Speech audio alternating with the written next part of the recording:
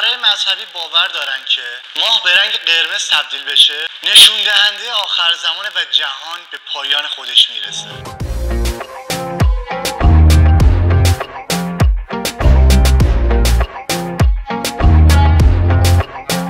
سلام برای بچه، خوش اومدیم به این ویدیو. امروز قرار راجع به ماه خونین که میگن قرار سال 1405 به وجود بیاد و انسان ها قرار نسلشون منقرض بشه و دنیا به آخر خودش برسه صحبت کنیم. در 7 فروردین سال 1405 ساعت 13:33 ماه گرفتگی عظیمی رخ میده که در تورات و انجیل این حرف تایید شده.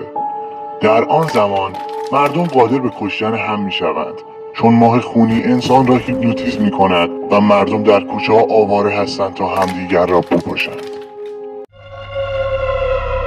خب اول از دین اسلام شروع میکنیم. داخل دین اسلام میگه که در روز قیامت ماه سرخ میشه و اینو میرسونه که قیامت نزدیکه. در دین مسیح هم گفته شده که شیاطین و موجودات ماورایی به زمین حمله میکنن و قدرت‌هایی رو میگیرن که موجب نابودی زمین میشه. دین اسکاتلند هم میگه که لوکی خدای دوزو کلک هم بمیره ماه به رنگ سرخ در میاد و طوفانی عظیم راه میفته که موجب زلزله و ریختن خونه ها میشه تا میتونید برای خودتون آذوقه جمع آوری کنید چون مه در زمین فرا میریزد و موجودات ماورایی در زمین قدم میزنند. در آخر گفته که پنجره ها رو خوب چفت کنید و به بیرون نگاه نکنید.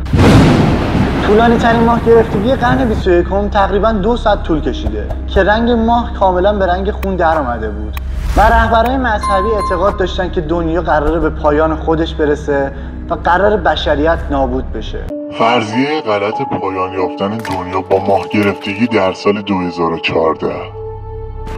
این فرضیه طبق گفته این رهبران مذهبی اولین بار در ماه اوریل سال 2014 میلادی اعلام شد که ماه گرفتگی رخ میده که عمر همه انسان‌ها رو به پایان خودش میرسونه و بشریت به کلی نابود میشه و این در حالیه که ما در سال 2023 هستیم و هیچ اتفاقی برای ما رخ نداده و صحیح و سالم روی زمین داریم زندگیمون رو میکنیم. نظریه ماه خونین در کتاب ژوئل اینجوری گفته که قبل از روز بزرگی که خدا میاد خورشید تاریک میشه و ماه به رنگ خون در میاد. خب این ماه گرفتگی که قراره سال 1405 به وجود بیاد نمیدونم مثل سال 2014 کشک یا کشک نیستش، ولی امیدوارم که کشک باشه و همچنان ما به زندگی شخمیمون ادامه بدیم. و وقتی داشتم اطلاعاتم از داخل یه سری سایت‌ها جمع می‌کردم که بیام داخل ویدیو بگم، به یه سایتی برخوردم که اونجا گفته بود که توی این سالی که حالا داره میاد، یعنی 3 سال دیگه که میشه 1405، این ماه گرفتگی باعث میشه که مردم دست به قتل سریالی بزنن و یه کشتار خیلی جمعی به وجود بیاد. خب بچه‌ها در کنار این یه فیلمی رو بهتون معرفی می‌کنم، حتما برید ببینید. یه کوچولو ربط داره به همین قضیه و همین داستانا.